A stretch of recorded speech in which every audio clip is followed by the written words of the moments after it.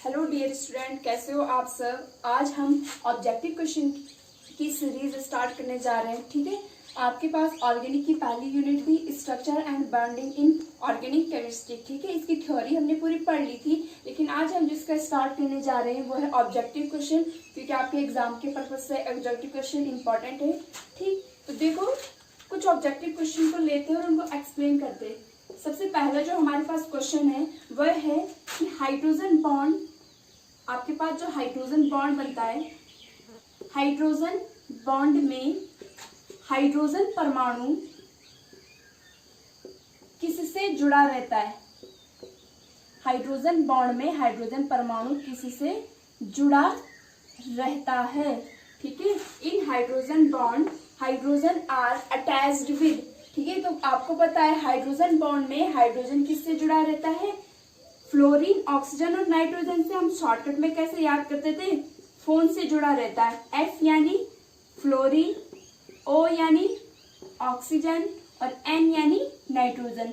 तो मैंने क्या बताया था आपको, जब भी हाइड्रोजन डायरेक्ट फ्लोरीन, ऑक्सीजन और नाइट्रोजन से जुड़ा होगा, यानी डायरेक्ट फोन से जुड़ा रहा होगा, तो तब कौन सा बॉन्ड बनेगा आपके पास, हाइड्रोजन बॉन्ड। और जिस भी कंपाउंड में हाइड्रोजन बॉन्ड बनेगा वह कंपाउंड आपका होगा वाटर सॉल्युबल। ठीक है, 90% वो कंपाउंड वाटर सॉल्युबल आते हैं और उनका जो बॉइलिंग पॉइंट और मेल्टिंग पॉइंट है वो भी क्या होगा, हाई होगा। ठीक है, तो आपने ध्यान रखना है जब हाइड्रोजन डायरेक्ट फोन से जुड़ा हुआ है फ्लोरीन, ऑक्सीजन और नाइट्रोजन से, उस कंडीशन में आपके पास हाइड्रोजन बॉन्ड बनेगा।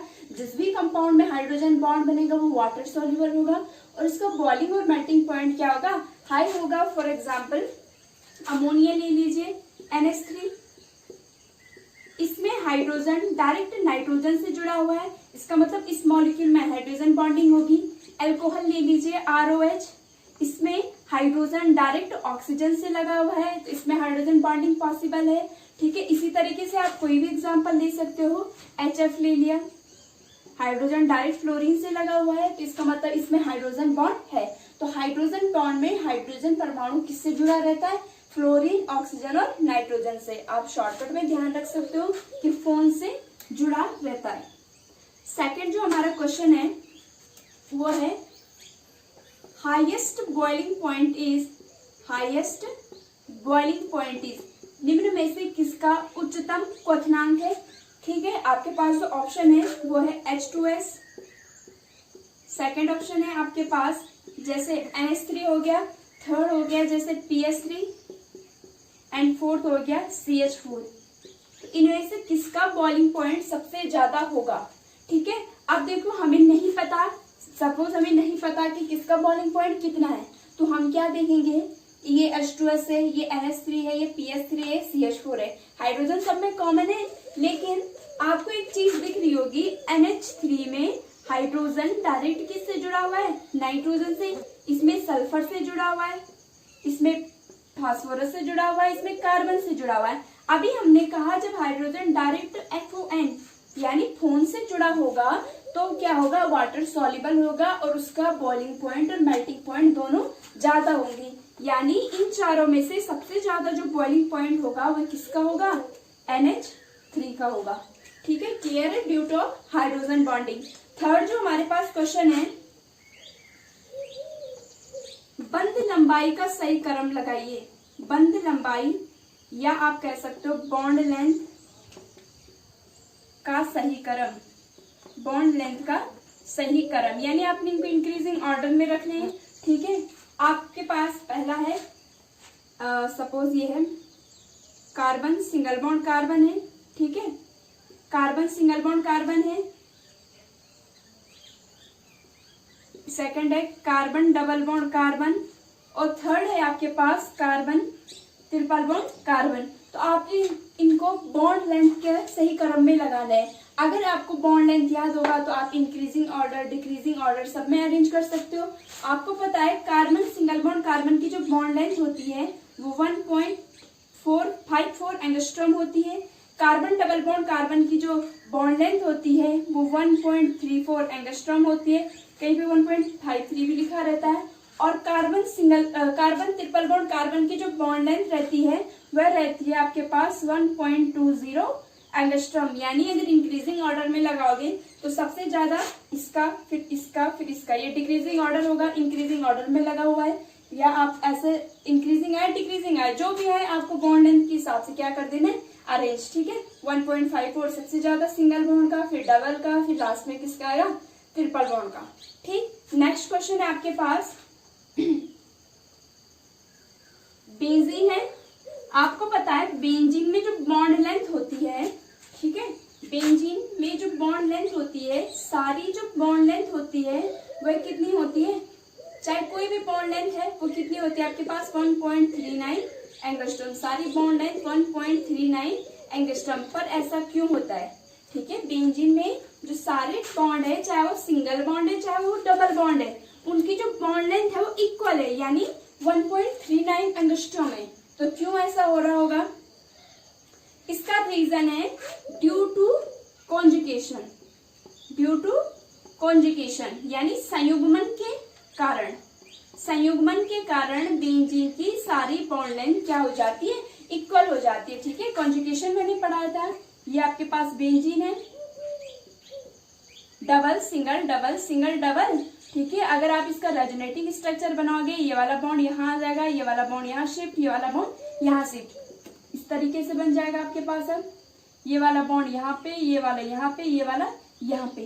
ठीक, क्योंकि जो बेंजीन में है बॉन्ड 3 पाई बॉन्ड है, और ये क्या है, डीलोकलाइज बॉन्ड है। डीलोकलाइज माने ये स्थिर नहीं है, ये अपनी पोजीशन बार बार क्या करते रहते हैं, चेंज करते रहते हैं। अभी डबल बॉन्ड यहाँ पे था, लेकिन अब वहां पे क्या है, सिंगल बॉन्ड।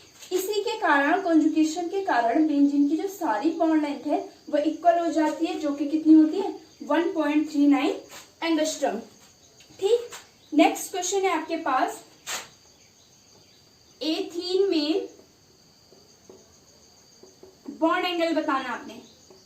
ठीक है, एथीन में बॉन्ड एंगल कितना होता है। अब आपको पता है ईथ माने कितने कार्बन होते हैं आपके पास, 2 कार्बन। ठीक है, ईथ यानी 2 कार्बन। अब क्या लिखा हुआ है, ईथीन ही लिखा हुआ है, ईन लिखा हुआ है, यानी कार्बन कार्बन के बीच क्या है, डबल बॉन्ड, और बाकी की बैलेंस जो है वो कौन पूरा कर लेगा आपके पास, हाइड्रोजन, CH2 CH2। तो ये तो बन जाएगा आपके पास इथीन। अब हमने इसमें बॉन्ड एंगल बताना है, तो हम इसका हाइब्रिडाइजेशन निकाल लेंगे, तो बॉन्ड एंगल आसानी से आ जाएगा। हाइब्रिडाइजेशन क्या आएगा इसके पास, सिग्मा बॉन्ड है, एक कार्बन के लिए निकाल लेते हैं, दूसरे कार्बन के लिए भी वैसे होगा, ये हो जाएगा sp। पहला बॉन्ड सिग्मा है, दूसरा बॉन्ड पाई है, और पाई का ऑर्बिटल हाइब्रिडाइजेशन में पार्टिसिपेट नहीं करता, तो केवल यही p काउंट करोगे तो sp2। यानी इसके लिए जो हाइब्रिडाइजेशन आया वो sp2 आया। sp2 के लिए जो आपके पास ज्योमेट्री होती है वो आपने पढ़ी है, ट्राइगोनल प्लेनर होती है,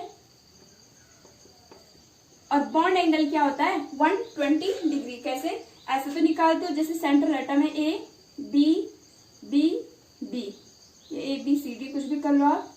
ठीक है, तो ट्राइगोनल प्लेनर ये हो गया, और इन तीनों के जो बीच का बॉन्ड एंगल है वो किसके बराबर है, 120 डिग्री। या आप ऐसे भी निकाल सकते हो, 360 से आपको कितना डिवाइड करना है, 2 और 1 3, 3 ये हो गए, 1 2 3 डिग्री रखने हैं आपको, तो कितना हो गया ये 3, तो डिवाइड कर लो, 3 कम 3, 3 दूनी 6, 120 डिग्री। तो डायरेक्ट भी याद रख सकते हो कि कार्बन डबल बॉन्ड कार्बन में हमेशा sp2 आता है।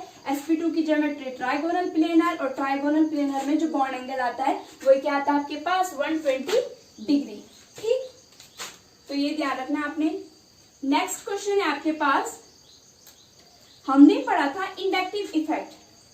ठीक है, सबसे पहले हमने यही पढ़ा था इंडक्टिव इफेक्ट। तो आपने बताना है दूरी बढ़ने पर इंडक्टिव इफेक्ट का मान घटता है या बढ़ता है।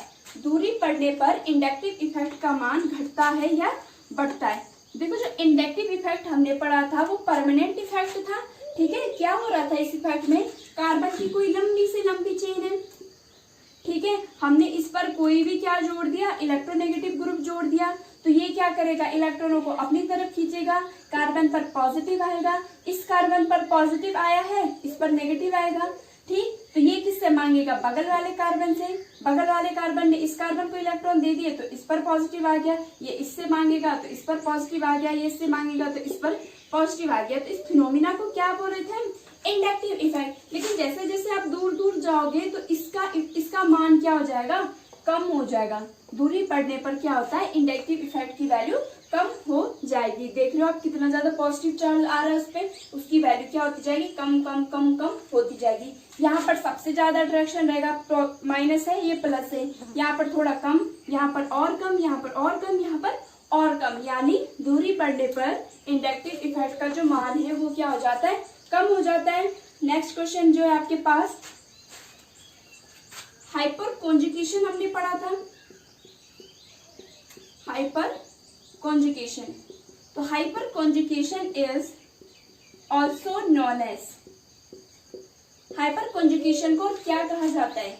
तो हाइपर कॉन्जुगेशन क्या था, हमारे पास कुछ कंडीशन थी, कुछ टर्मिनोलॉजी थे कि carbon double bond central atom sp2 hybrid होना चाहिए, अल्फा कार्बन sp3 हाइब्रिड होना चाहिए, अल्फा कार्बन के पास कम से कम एक अल्फा हाइड्रोजन प्रेजेंट होना चाहिए, तभी वो क्या शो करेगा, हाइपर कॉन्जुगेशन। तो हाइपर कॉन्जुगेशन को क्या क्या कहा जाता है, number 1 no bond resonance, and number 2 क्या कहा जाता है, Nathan and Baker effect. Nathan and Baker नामक साइंटिस्ट ने इसकी खोज की थी, इसलिए Nathan and Baker effect. No bond resonance इसलिए कहते हैं क्योंकि आपको पता है जब भी हम हाइपर कॉन्जुगेशन करते हैं तो कार्बन और हाइड्रोजन के बीच कोई भी बॉन्ड नहीं रहता जब कॉन्जुगेशन करते हो, इसलिए उसे नो बॉन्ड रेजोनेंस कहते हो। ठीक, एक और क्वेश्चन देख लेते हैं। Formic acid is more acidic than acetic acid. Why? Formic acid is more acidic than acetic acid. Why? आपको पता है फॉर्मिक एसिड का फॉर्मूला क्या होता है, HC double bond O single bond OH। Acetic acid CH3C double bond O single bond OH। Acetic acid में जो ये CH3 ग्रुप है ये प्लस आई ग्रुप है, जबकि इसमें कोई भी प्लस आई ग्रुप नहीं जुड़ा हुआ है। और आपको पता है plus I group is inversely proportional to acidity, यानी जिस पर प्लस आई ग्रुप जुड़ा रहेगा उसकी एसिडिटी क्या हो जाएगी, कम हो जाएगी। तो due two of plus I group, ठीक है, इसकी एसिडिटी कम रहती है एसिटिक एसिड की, और फॉर्मिक एसिड की एसिडिटी ज्यादा रहती है। ठीक, एक क्वेश्चन आप 10th से पढ़ते आ रहे हो, उसको भी देख लो। H2O क्या रहता है, लिक्विड रहता है, जबकि H2S जो रहता है वो गैस रहता है at a room temperature, at a room temperature Y। ठीक है, H2O क्या है आपके पास, लिक्विड है, वाटर, और जबकि H2S रूम टेम्परेचर पर क्या रहता है, गैस के फॉर्म में। क्यों, इसका रीजन क्या है, हाइड्रोजन बॉन्डिंग। वाटर में हाइड्रोजन बॉन्डिंग बन रहा है, H2S में हाइड्रोजन बॉन्डिंग नहीं बन रहा है, या कभी कभी शेप साइज कभी वो दे देते हैं, लेकिन आपने क्या लिख लेना, हाइड्रोजन बॉन्डिंग। ठीक, thank you so much. I hope आपको ये वीडियो पसंद आई होगी। Thank you for watching this video.